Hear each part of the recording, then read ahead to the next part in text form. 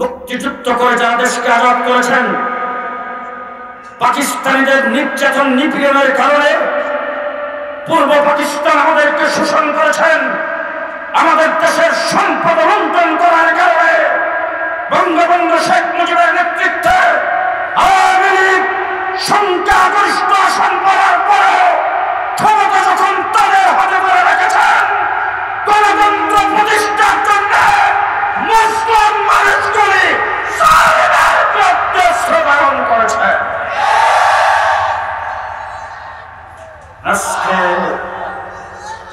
আজকে কোথায় গণতন্ত্র? বঙ্গবন্ধু শেখ মুজিবুর রহমান নিরঙ্কুশ সংখ্যাগরিষ্ঠতা লাভ করেছেন। ৭১ মুক্তিযুদ্ধ হয়েছে বঙ্গবন্ধুর নেতৃত্বে। ৭.৫ কোটি মানুষ যা কিছু আছে তাই নিয়ে ঝাঁপিয়ে পড়েছেন। ৯ মাসের রক্তক্ষয়ী আন্দোলনে দেশ স্বাধীন হয়েছে। ১৯৪৭ সালে পাকিস্তান না হলে আজও দেশ স্বাধীন করা যেত না। ভিআইপিদের পাহারা একরকম, ভিভিআইপির পাহারা কিন্তু আরেক রকম। ভিভিআইপি যেখানে যায় সেখানে শুধু নিচে থেকে পাহারা দেয় না, আশেপাশে বিল্ডিং থাকলে ছাদের উপরে পুলিশ, যদি বিল্ডিং না থাকে বাঁশ দিয়ে টাওয়ার বানিয়ে এটার উপরে পুলিশ। কারণ হলো ভিভিআইপি, ওনাকে শুধু নিচ থেকে পাহারা দিলে হবে না, উপরেও পাহারা দেওয়া হবে। এই জন্য আপনারা যারা এসেছেন আপনারাও ভিভিআইপি। এই জন্য চতুর্দিকে ফেরেশতা আপনাদেরকে পাহারা দেওয়ার জন্য এসেছে। একজন ফেরেশতার কাঁধে আরেকজন বসে আসমান জমিন থেকে আসমান পর্যন্ত পাহারা। সেই বেষ্টনীর ভিতরে আপনারা এখন আছেন। আমাদের দেশে এখন ওয়াজের সিজন। কিসের সিজন? প্রত্যেকটা জিনিসের একটা সিজন আছে না? মুন্সিগঞ্জে একটা ওয়াজ করতে গেলাম, আমার এসে কানে কানে বলতেছে, হুজুর কালেকশন করুন, আলুর কথা করুন। আমি তো মনে মনে ভাবতেছি করোনা দেবো, আলুর কথা বলতে আমি দেখি।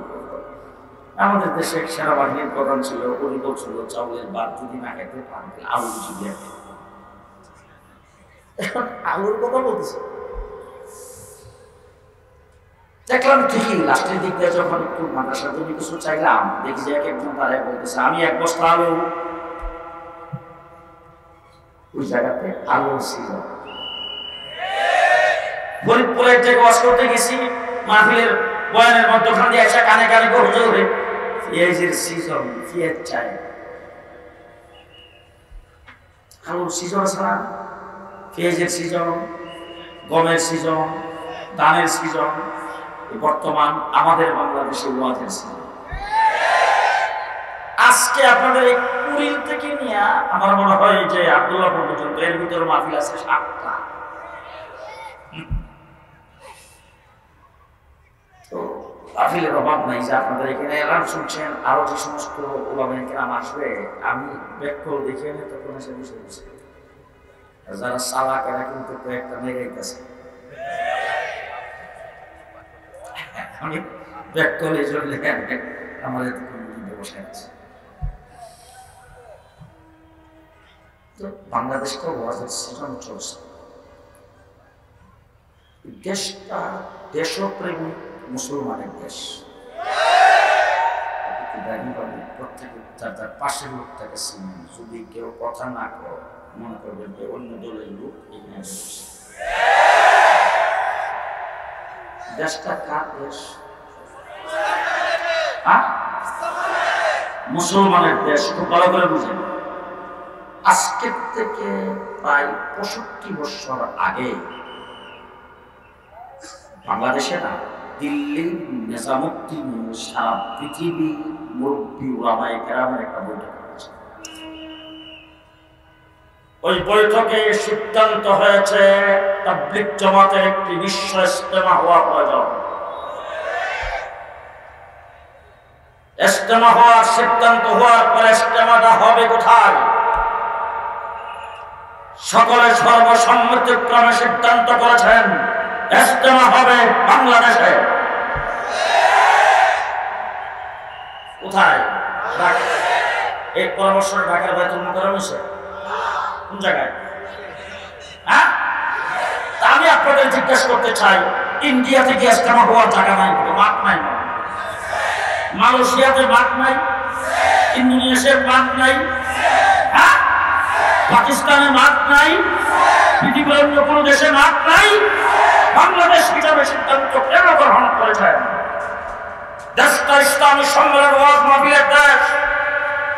এই দেশের মানুষ ইসলামী সম্মেলনে ওয়াজ মাহফিলে ভগবানের পয়সা দিয়ে খরচ করে, সেই মাহফিলে যাতায়াত করে, সেখানে গিয়ে সারা রাত কাটায় দেয়, উদ্ধার নাম থাকে না।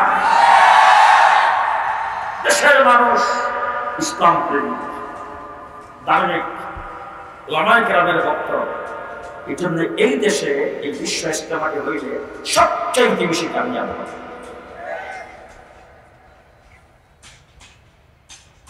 পৃথিবীর আজকে কাশ্মীর 70 বছর পর্যন্ত আমি কিন্তু আপনাদের সামনে ওয়াজ করতে দাঁড়াইনি। ওয়াজ কিন্তু ওয়াজের জাহাজগুলি আসতেছে। আর এই মধুপুর বিশ্ববিদ্যালয় আমি দেখে আসছি, আপনাদের এখানে এসে বসে রয়েছে, উনি কিন্তু খানকার পীর রাজপথের যুগ কথা এক মাহফিলে গেছি, আমার একটা সিলিপ করাই গেছে, কিন্তু তাসাউফের ওয়াজ শুনতে চাই। কিসের ওয়াজ? তাসাউফ সম্পর্কে যারা সিলিপটা দিচ্ছে এরা মনে করছে যে আমি যে জোর করাই কথা বলি তাসাউফটা ধরাই দিলে হয়। এদের কাছে তাসাউফ হইল সুবহানাল্লাহ, আলহামদুলিল্লাহ, লা ইলাহা ইল্লাল্লাহ, শেষ রাত দুইটা জিকির করো, সকাল দুইটা জিকির করো। এই জিকিরের বাইরে তাসাউফের কিছু না। আমি তখন সিলিপটা হাতে নিয়ে বললাম যে মাশাআল্লাহ, মজুরা পাইছে আজকে খুব ভালো, মজুরা খুব ভালো পাইছে। এই তাসাউফের ইমাম মুঈনুদ্দিন চিশতি রাহমাতুল্লাহি আলাইহি ভারত উপমহাদেশে 50,000 বিরুদ্ধে লড়াই করেছে। ঠিক কি বলেন? তাসাউফের ইমাম শাহজালাল মুজাদ্দিদ রাহমাতুল্লাহি আলাইহি। শাহজালাল থেকে বড় পীর বাংলাদেশে আর 200 জন আছে। কথা আসতে কর যে শাহজালাল মুজাদ্দিদ রাহমাতুল্লাহি আলাইহি পৃথিবী বিখ্যাত পীর, আধ্যাত্মিক জগতের সম্রাট, গৌর গোবিন্দের বিরুদ্ধে যুদ্ধ করে ইসলামকে প্রতিষ্ঠা করেছেন। শাহজালাল সর্বপ্রথম ঢাকার সোনারগাঁয়ে আসছে। ঢাকার সোনারগাঁ, ওখান থেকে আইসা খবর পেয়েছে রাজা গৌর গোবিন্দ মুসলমানদের উপর অত্যাচার নিপীড়ন নির্যাতন করতেছে। শাহজালাল এখান থেকে গেছে সিলেটের দিকে। রাজা গৌর গোবিন্দ যখন খবর পাইছে, তার গোয়েন্দা বাহিনীর লোকজন যখন খবর দিছে যে একটা বাহিনী আসতেছে, মাথায় পাগড়ি, হাতে তসবিহ, রাজা গৌর গোবিন্দ সুরমা নদীতে যত নৌকা ছিল সব নৌকা পারে উড়ে ফিরেছিল। কোন নৌকা নদীতে আসে না। নৌকার যত মাঝি আসছিল সবের এসেছে। কথা 2013 সালে শাপলা চত্বরের ঘটনার পরে গেলাম আমিন বাজার পার হইয়া, ওখানে ক্লাস করতে। ওখানকার লোকেরা হুজুরে শাপলা চত্বরের পাশে একদিন আমরাও যেতে চেয়েছিলাম। সকালবেলা উঠে দেখি বুড়িগঙ্গা নদীতে নৌকায় পাওয়া নাই। আমাদের আশেপাশে আমাদের গ্রামে তো নৌকার মাঝিরা বসবাস করে, তাদেরকে ডেকে জিজ্ঞেস করলাম, কে তোদের নৌকা কোথায়? আমরা এখান থেকে দুধ দহন করে তারপরে বিক্রি করতে যাই গাবতলীর বাজারে 1 নম্বরে, দুধ দিয়ে দাঁড়ায় সে নৌকা দিয়ে পার হওয়ার ব্যবস্থা নাই।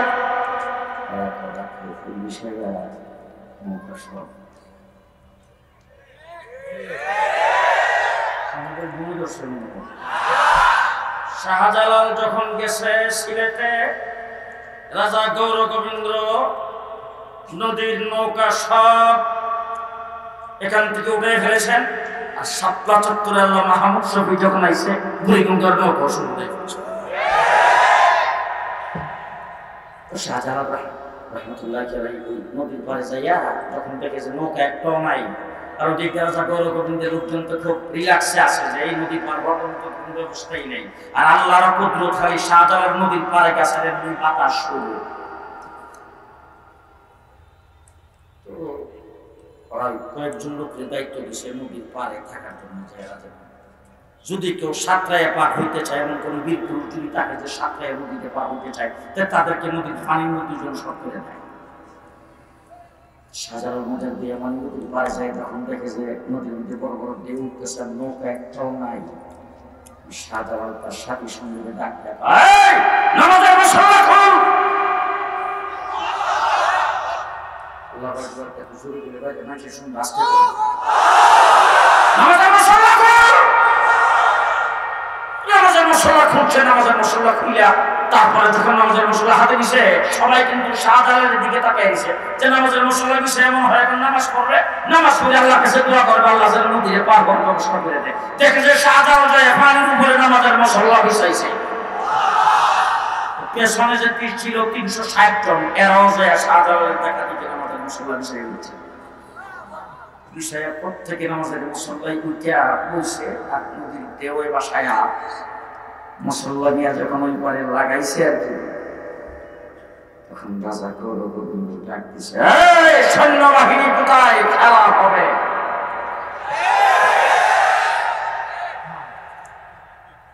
যেই বলছে খেলা হবে, শাহজালাল রহমতুল্লাহ আলাইহি মুয়াজ্জিনকে ডাক দিয়ে কয়, মুয়াজ্জিন কোথায়, খেলা শুরু কর।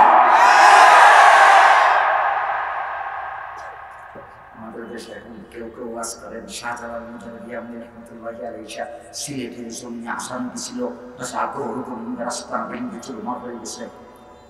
এটা বলি, যদি শাহজালাল নিজে আজান দিত, আমার মনে হয় সিলেটের পাহাড় পর্বতে তারপর সব মাটির সাথে মিশে যায়। শাহজালাল মসজিদে ডাকতে কই, বড় মসজিদ আজান দে। এটা সব বলতে কি বুঝে, কি বুঝতে চান? আমাদের হচ্ছে বুজুর্গ খানকার পীর রাজপথের বীর, তাসাউফের ইমাম, দেওবন্দিয়তের বীর, সৈয়দুত তায়েফা হাজী নবুল মুহাজির মক্কি রাহমাতুল্লাহ আলাইহি কত বড় পীর ছিলেন, তার হুজ্জাতুল ইসলাম কাসেম নাওয়াতুল্লাহ রাহমাতুল্লাহ আলাইহি, তার পরে ইমাম আযম আবু হানিফা সানি যাকে বলা হয়, রশিদ আহমদ গঙ্গোহী রাহমাতুল্লাহ আলাইহি, যার মুরিদ শাইখুল আরব ওয়াল আজম শাইখুল হিদ মাহমুদ ওয়াসাদ দেওবন্দি, যার মুরিদ হাকিমুল উম্মত আশরাফ আলী তারুবী রাহমাতুল্লাহ আলাইহি, যার মুরিদ এরকম বড় বড় ওলি আব্দুল গাউস কুতুব, যার মুরিদ বিশ্ববিখ্যাত আলেম উলামায়ে কেরাম, যার মুরিদ সেই সৈয়দুত তায়েফা হাজী নবুল মুহাজির মক্কি রাহমাতুল্লাহ আলাইহি, ভারত আজাদী আন্দোলনে ছায়া সরকারের প্রেসিডেন্ট, ছায়া সরকারের প্রেসিডেন্ট। আমাদের মধ্যপ্রদেশ বিশ্বের খানকার পীর রাজপথে তিনি কিন্তু যিনি আইসা রয়েছে আইতেছে, আমি ওয়াজ করি না, একটা কথা আপনাদের সামনে বলতে চাই। দেশটা মুসলমানের দেশ, এই কথাটা সবার মনে নেই, এখনো আছে তো, আছে না? বাবা, যদি দেশটা মুসলমানের দেশ না থাকতো তাহলে নির্বাচন আগে আইলে ইমাম সম্মেলন কি দরকার? নির্বাচন যখন আসে তখন প্রার্থী যারা হয়েছে আর যারা হবে মাথায় টুপি, এরপরে আজান দিলে উজু থাকুক আর না থাকুক, যে দেশটা কাম আস্তে কথা কম, দেশটা মুসলমানের দেশ, ঠিক কিনা বলেন? এই দেশ স্বাধীন হয়েছে ইসলামের নামে, ঠিক কিনা? ইতিহাস আপনাদের নিশ্চয়ই জানা আছে, আমি একটু স্মরণ করে দিতে চাই। 1947 সনে আমরা কি হয়েছিলাম? পূর্ব পাকিস্তান, পাকিস্তানের অংশ। আজকে আলেম ওলামায়ে কেরাম, মাদ্রাসার ছাত্র সারা জেনারেল শিক্ষিত ভাইদেরকে জিজ্ঞেস করতে চাই, আমরা তখন হিন্দুস্তানের অংশ না হয়ে পাকিস্তানের অংশ কি জন্য হয়েছিলাম? দ্বিজাতি তত্ত্বের ভিত্তিতে দেশ স্বাধীন হয়েছে, সিদ্ধান্ত হয়েছে যেখানে মুসলমানদের বসবাস, মেজরিটি মুসলমান যেখানে, সেইটা হবে পাকিস্তান। যেখানে হিন্দুদের বসবাস, মেজরিটি হিন্দু যেখানে, সেটা হবে হিন্দুস্তান।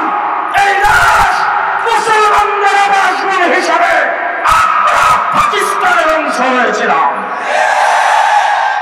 ঠিক কিনা?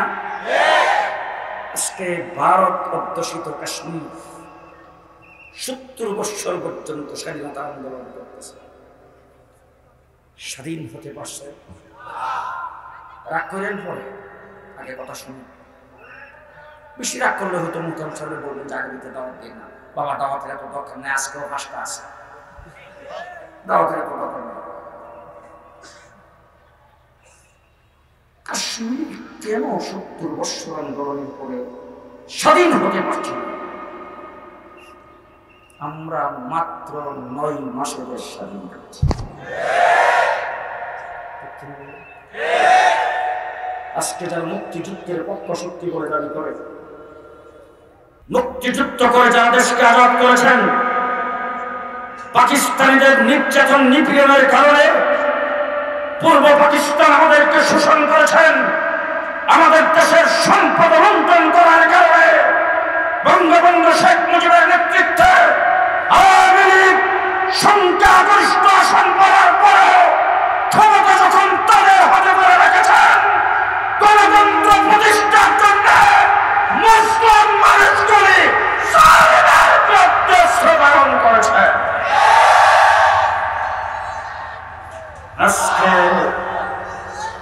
আজকে কোথায় গণতন্ত্র? বঙ্গবন্ধু শেখ মুজিবুর রহমান নিরঙ্কুশ সংখ্যাগরিষ্ঠতা লাভ করেছে। 71 মুক্তিযুদ্ধ হয়েছে বঙ্গবন্ধুর নেতৃত্বে, 7.5 কোটি মানুষ যা কিছু আছে বাইরে যাবে বলেছেন। 9 মাসের রক্তক্ষয়ী আন্দোলনে দেশ স্বাধীন হয়েছে। 1947 সালে পাকিস্তান না হলে আজও দেশ স্বাধীন করা যেত না।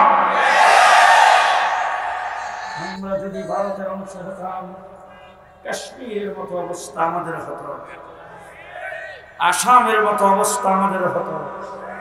তাই জিজ্ঞেস করতে চাই, বুঝে আসলে বলবেন দেশটা কার? দেশটা মুসলমানের দেশ। শেষ কথা বলতে চাই, মুসলমানের দেশটাকে মুসলিম জনশূন্য করার গভীর ষড়যন্ত্র শুরু হয়েছে। সেই ষড়যন্ত্রের 1 নম্বর হাতিয়ার মাদ্রাসায় পড়ে কয়জন? মাত্র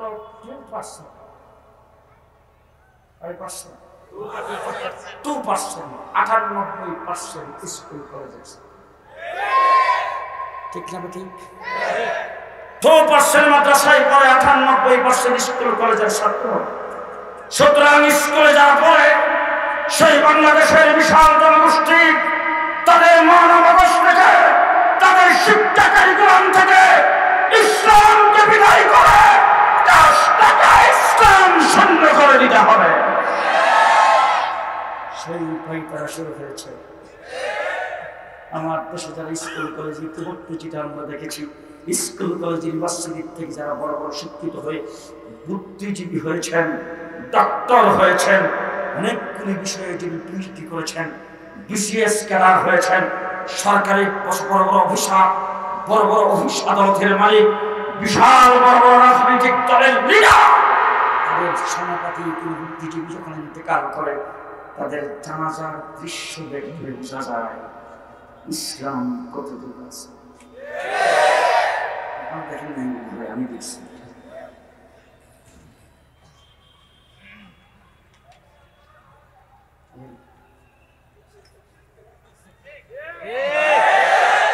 ঈদের নামাজ পড়ে, জানাজার নামাজ খেয়াল শুনে ঈদের নামাজ।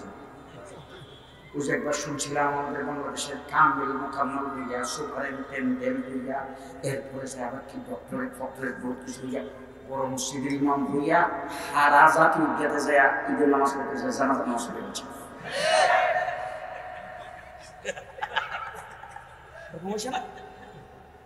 এই হইল আমাদের দেশের বড় বড় লিডারদের অবস্থা।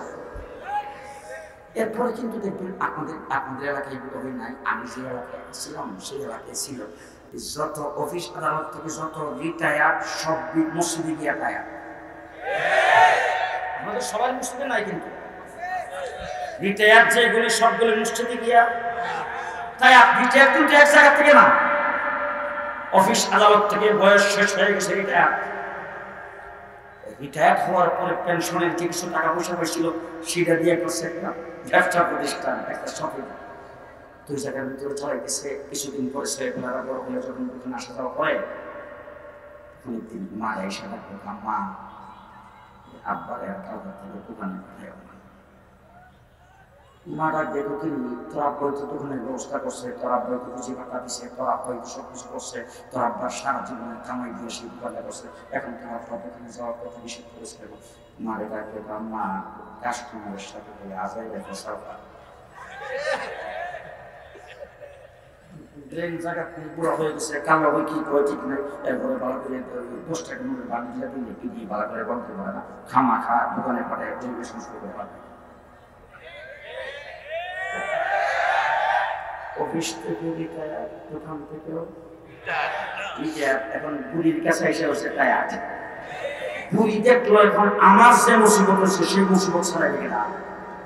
বুড়ি এখন 11টা বাজবার আগে নাস্তা রাস্তা খাওয়ার পর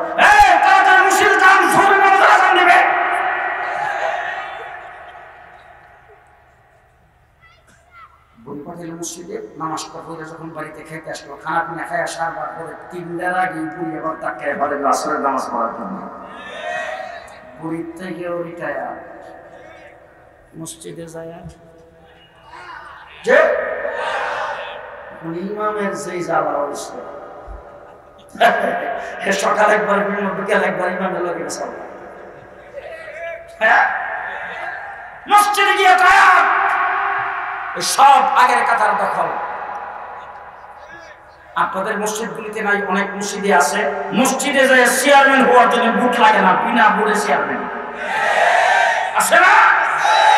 বুড়ি বসে বাজার করার জন্য বাজার করে 10-12 কেজির ব্যাগ লইয়া 5 তালা। মসজিদে গেলে কোমরে ব্যথা, চেয়ারে দখল। আপনাদের মসজিদে যাই যেগুলি চেয়ারম্যান আর যেগুলি আগের কাতার দখল, সবকিছু থেকে রিটায়ার। আমি একদিন আমার মসজিদে যেমন নামাজ পড়াইতে যাইয়া আমি ইশারা দিয়ে করলাম, মহল্লার বড় বড় শেখগুলো যারা সামনের কাতারটা দখল করে আছে, আমি যদি দেখুন আপনাদেরকে আত্মাইয়া তুজিয়াই, আমি কিন্তু আর আত্মাইয়া তুজিয়াই নাই। নামাজ পড়ে যখন বেরিয়েছি, সভাপতি এসে আমার সঙ্গে চাপটা খাড়িয়েছে, খাড়িয়ে হুজুর আজকে মুসলিমের লামাই হয়েছে। আমি সভাপতি জিজ্ঞেস করলাম, কোন কি আমি কেন মুসলিমের জামাই নাম ঘুমাতে প্রশ্নই না। বলে না না, সেইভাবে আঙ্গুল দিয়ে আপনি ইশারা দিয়ে শিখেছিলেন, আপনার হেতু প্রয়োজনে পারে সামনের কাতারে শিখে রেখে রাখত। আপনারা রাগ করে না, কিন্তু আপনাদের মুসলিম এরকম মুসলিম নাই। তুমি স্কুল কলেজ ইউনিভার্সিটি লেখাপড়া করেছ, ডিগ্রি লাভ করেছ, তুমি ডাক্তার, ইঞ্জিনিয়ার, প্রফেসর, ব্যারিস্টার, তুমি সমাজের বড় বুদ্ধিজীবী, তুমি আত্মাহিয়াত পরিশুদ্ধ জানো না। সুবহানাল্লাহ, সুবহানাকা জানো না, সুবহান রাব্বিয়াল আযীম, সুবহান রাব্বিয়াল আ'লা জানো না। নামাজ সহি শুদ্ধ করে পড়তে পারো না, ওযু ঠিক মতন হয় না, দোয়া কালাম জানো না, জানাজার নামাজ পড়তে পারো না, তোমার চাইতে বড় মূর্খ আসমানের নিচে জমিনের উপরে না। মূর্খতা সৃষ্টি হয়েছে স্কুল কলেজ ইউনিভার্সিটি। কি কারণ? আমরা যখন সরিষার মাদ্রাসায় পড়ি তখন আমাদের সমবয়সী কিছু ছেলেপেলা ছিল স্কুলে পড়ে, আমরা বিকেলবেলা শুক্রবার দিনে মাদ্রাসা যখন বলতো তখন তাদের সঙ্গে বসে অনেক সময় গল্প সল্প হইত। তো গল্প টল্প করতে গেলে হঠাৎ করে এরা করতো, এই এরা তখন রাস্তার সাইডে দাঁড়িয়ে যেত, মৌলবী সারাইতেছে। আমরা তখন তাকে দেখলাম, মাথায় টুপি, কারো মাথায় পাখি, লম্বা জামা, সুন্নতি দাড়ি, মাশাআল্লাহ দেখতে বুঝতে দেখা যায় উনি হলেন স্কুলের মৌলবী সাহেব। বাংলাদেশে মাশাআল্লাহ এখন বর্তমানে কেজি কিন্ডারগার্টেন প্রাইমারি থেকে শুরু করে ইউনিভার্সিটি পর্যন্ত ধর্মীয় শিক্ষার কোনো মাস্টার নেই। কথা কইল স্কুলে আছে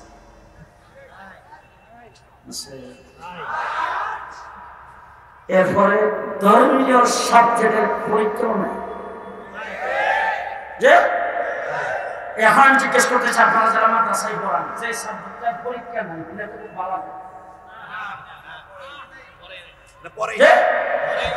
এটা পরে কেউ কথা কয় না দিই জি মাস্টারও নাই পরীক্ষাও নাই। পরিষ্কার ভাষায় বলতে চাই এদেশের জনগণের ট্যাক্সের পয়সায় আমরা চলব না। ট্যাক্সের পয়সায় আমরা চলি না। আমরা যাতায়াত ফতোয়া কোরবানির চামড়ার টাকায় চলি, মানুষের দাম খয়রাত দিয়ে চলি। ট্যাক্সের পয়সায় যারা চলে তাদের শিক্ষা ব্যবস্থা হবে ভালো অবস্থা। ঠিক কিনা?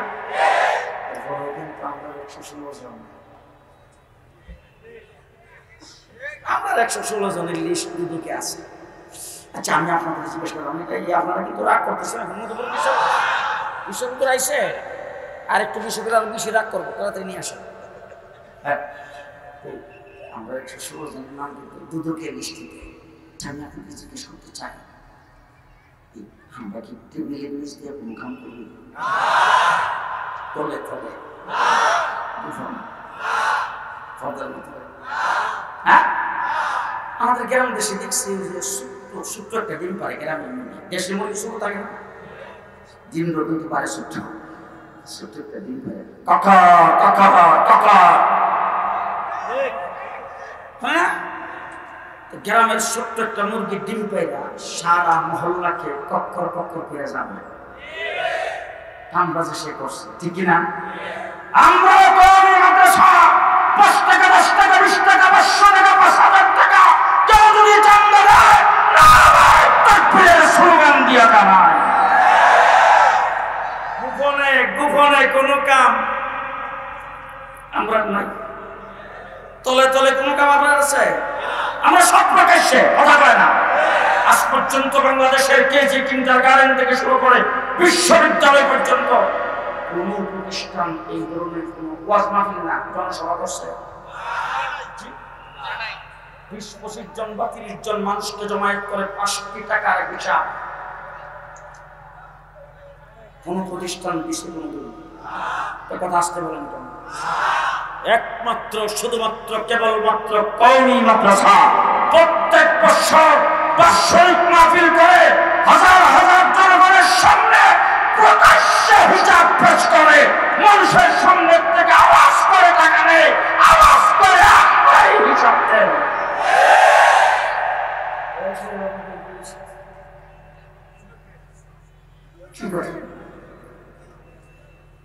টেকনাফ থেকে তেঁতুলিয়ার 56,000 বর্গ মাইলের ভিতরে একটা মৌলবী গোটা প্রশাসনকে চ্যালেঞ্জ, বাংলাদেশের সমস্ত গোয়েন্দা বিভাগকে চ্যালেঞ্জ, একটা মৌলবী আমার সামনে এনে দিবেন মাদ্রাসায় পড়ো একজন মৌলবী বেগম পাড়ায় বাড়ি করছেন যদি দেখাইতে পারেন আমি আর ভাইয়ের সামনে আছে জি। আমাদের এই মাদ্রাসার যিনি মোহতামিম উনি সুইস ব্যাংকে অ্যাকাউন্ট আছে, উনার মতো হিসাবে সুইস ব্যাংকে অ্যাকাউন্ট নাই। হ্যাঁ ও কেবল আজহার হিসাবে তো আসলো নাই। একটা মৌলবী দেশের টাকা পাচার করে সুইস ব্যাংকে অ্যাকাউন্ট করেছে করেন। আজ পর্যন্ত কোন মৌলবীর বালিশের টুলের ভিতরে টাকা এই কথা আসতে কো সুরা ছেড়ে দিয়ে চলে যাবো।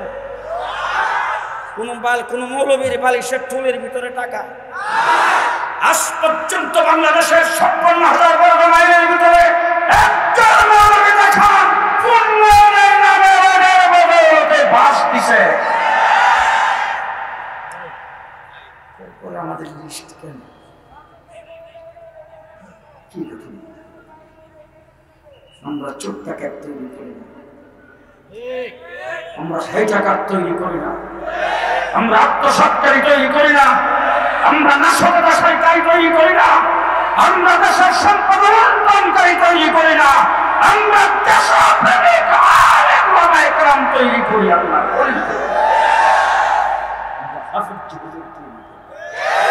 ঠিক না ঠিক, ঠিক না ঠিক। মাদ্রাসা মানুষ করার কারখানা, ওনা মানুষকে মানুষ বানায়, এসব শিক্ষার মানে নেই। ঐশীর মতো কোরআনদার নিয়ে আমাদের ঘরে তৈরি হয় না। কথা বলবেন না, আমরা মানুষকে মানুষ বানাই। আপনাদের কাছ থেকে জাকাতের পয়সা, ছাত্রার পয়সা, 5 টাকা 10 টাকা 20 টাকা চান্দা নিয়ে, মুষ্টির চাউল নিয়ে আমরা হাফেজ হুজুর বানাই, সংসদ পরিপূর্ণ বানাই, মুফতি আমির বানাই, শাইখুল হাদিস বানাই, আল্লামা আহমদ শফিউর তুরাইব বানানো করি। দেশপ্রেমিক তৈরি করি আমরা, দেশপ্রেমিক তৈরি করি আমরা। আজকে যারা দেশপ্রেমিকের স্লোগান দেয়, মনোসন না পাইলে লাভ দিয়া, এই পূর্ব পাশের রাস্তা ক্লিয়ার করেন, হুজুর আসতেছে, পূর্ব পাশের রাস্তা ক্লিয়ার করেন তাড়াতাড়ি। মনোসন্ধান না পাইলে লাভ দিয়া দল পাল্টাইতে সময় লাগে না। দেশপ্রেমিকের স্লোগান দাও, মনোসন না পাইলে দেশ দল পাল্টাই ফেলাও, মনোসন না পাইলে আদর্শ পাল্টাই ফেলাও। কোন দলের কোন আদর্শ সেটার ভিতরে তোয়াক্কা করো না। মনোসন না পাইলেই তোমরা বিভিন্ন কিছু করতে থাকো। তোমরা দেশকে ভালোবাসো, কি জন্য ভালোবাসো? এমপি হওয়ার জন্য ভালোবাসো, মন্ত্রী হওয়ার জন্য ভালোবাসো, দেশের সম্পদকে লুণ্ঠন করার জন্য ভালোবাসো, দেশের বড় বড় পদ পদবি পাওয়ার জন্য ভালোবাসো। আর ওলামায়ে কেরাম দেশকে ভালোবাসে রব্বুল ওয়াতানে মিনাল ঈমান হিসাবে। ঠিক কিনা বলেন? শেষ কথা আপনাদের সামনে বলতে চাই, আমার কাছে আমার মাদ্রাসার একটা ছাত্র যারা মাদ্রাসায় পড়ে, ওই ছাত্রটা আমার কাছে যেমন মূল্য, স্কুল কলেজ কিন্ডার গার্ডেনে যারা পড়ে সেটাও আমার কাছে তেমন।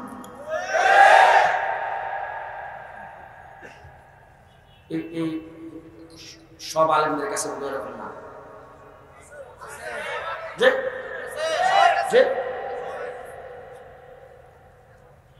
এই দেশের উলামায়ে কেরাম, মসজিদের ইমাম, পীর মাশায়েখ, মাদ্রাসার ছাত্র যারা মাদ্রাসায় ভর্তি হয়েছে, তাদেরকে দিন শিক্ষা দেওয়ার জন্য 24 ঘন্টা মেহনত করে।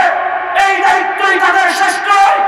স্কুল কলেজ ইউনিভার্সিটির ছাত্র ছাত্রীদের ঈমান বাঁচানো, দিনের পথে রাখা, সেই দায়িত্ব তাদের। স্কুল কলেজ ইউনিভার্সিটিতে বিজাতিদের শিক্ষা, ইসলাম বিরোধী শিক্ষা, পেন শিখায়া, ব্যাংকের নাচ শিখায়া, সাইকেল চালানো শিখায়া, হাসের টাক শিখায়া, যৌন শিক্ষা দিয়ে, সমকামিতার শিক্ষা দিয়ে, ট্রান্সজেন্ডারের শিক্ষা দিয়ে এদেশের স্কুল কলেজ ইউনিভার্সিটির ছাত্র ছাত্রীদেরকে তোমরা নাস্তিক, মুরতাদ, পথভ্রষ্ট বানাবে। সেই সব পূরণ হইতে কাউকে দেওয়া হবে না, কাউকে দেওয়া হবে না।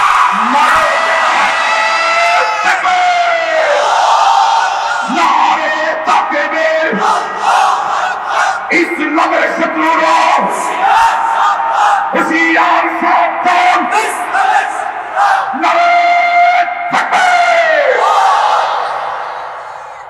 দাবি জানাতে চাই, বাংলাদেশের প্রাইমারি কিন্ডার গার্ডেন কেজি থেকে শুরু করে ইউনিভার্সিটি লেভেল পর্যন্ত সর্বস্তরে ইসলামী শিক্ষা বাধ্যতামূলক করতে হবে। রাজি থাকতে হাত উঠে দেখাবে।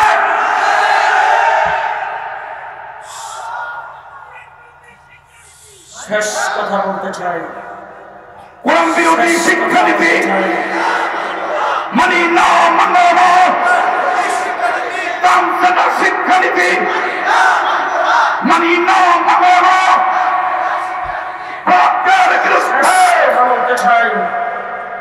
শেষ কথা বলতে চাই, এদেশে হিন্দু, বৌদ্ধ, খ্রিস্টান আছেন, এরা তো জীবনে কোনোদিন মন্ত্রী হয়নি, জীবনে ইলেকশনে দাঁড়ায় না। হ্যাঁ, এদের কোনো অফিসার নেই। এদেশের প্রধান বিচারপতি হিন্দু হয় নাই, বাবু সরঞ্জিৎ সেন মন্ত্রী হয় নাই, প্রমোদ মার্কের মন্ত্রী হয় নাই। হিন্দু বৌদ্ধ খ্রিস্টানের দেশে বড়দিন পালন করে কিনা, তাদের জমায়েত হয় কিনা, সভা সমাবেশ হয় কিনা, মধুপুরের বিশ্বাসপদ হয়ে পর্যন্ত তাদের বিরুদ্ধে কোনোদিন মিছিল করেছেন? একটু শব্দ আমাদের মুখ থেকে কোনোদিন শুনেছেন? আসতে বলবেন না, শুনেছেন? কেন করি নাই? তারা দেশের নাগরিক, তারা তাদের ধর্মের নাম দিয়ে, ধর্মের পরিচয় দিয়ে তাদের ধর্মের কাজ তারা করে, ঠিক কিনা বলেন? তাদের সমাবেশের নাম কোনদিন ওয়াজ মাহফিল দেয় না, ইসলামী সম্মেলন দেয় না, ইসলাম ধর্ম প্রচারের জন্য করে না, ইসলামের নাম তারা নেয় না।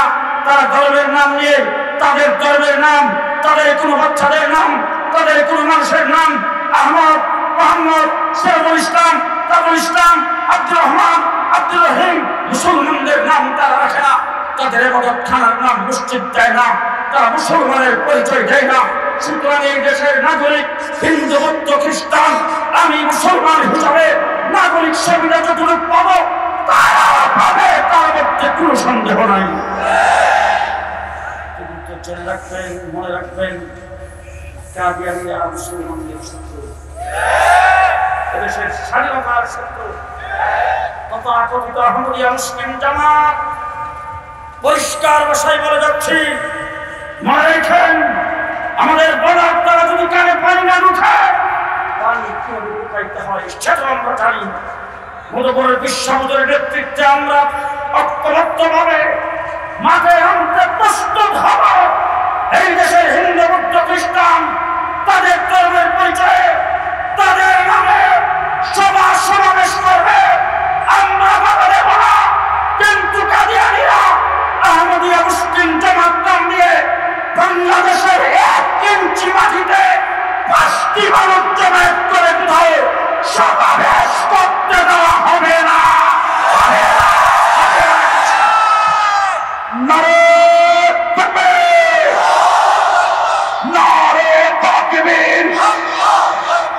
নবীর পরে নবী নাই, সংসদে আইন চাই। নবীর পরে নবী নাই,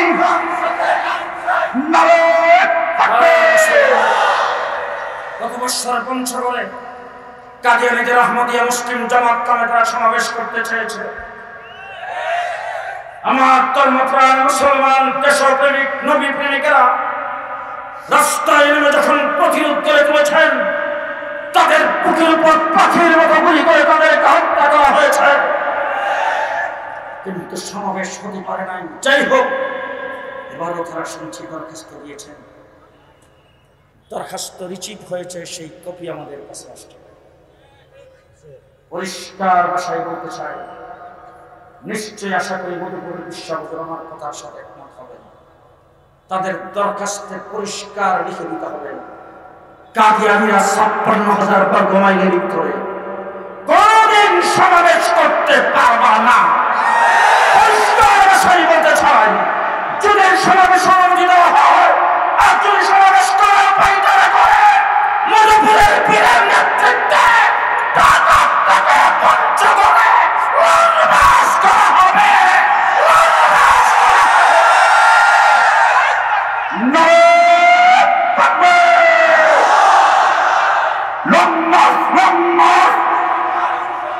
কাদিয়ানীদের বিরুদ্ধে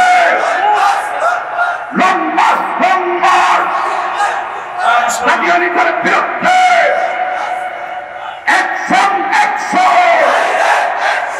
মধুপুরের বিশ্ববিদ্যালয়ে 100। নবীর পরে নবী নেই, এটা কি স্লোগান দিয়ে বলতে হবে? মুহাম্মদুর রাসূলুল্লাহ সাল্লাল্লাহু আলাইহি ওয়াসাল্লামের পরে কোন নবী নাই। যদি কোনো ব্যক্তি নবী দাবি করে, ইমাম আযম আবু হানিফা রাহমাতুল্লাহি আলাইহির ফতোয়া, সেই ব্যক্তির যদি কেউ যে জিজ্ঞেস করে যে আপনার যে নবী দলিল কি, যিনি জিজ্ঞেস করবে তিনিও কাফের। আমার নবীর পরে নবী নাই, এটা সংসদে আইন পাস করার প্রয়োজন নাই। আমার নবীর পরে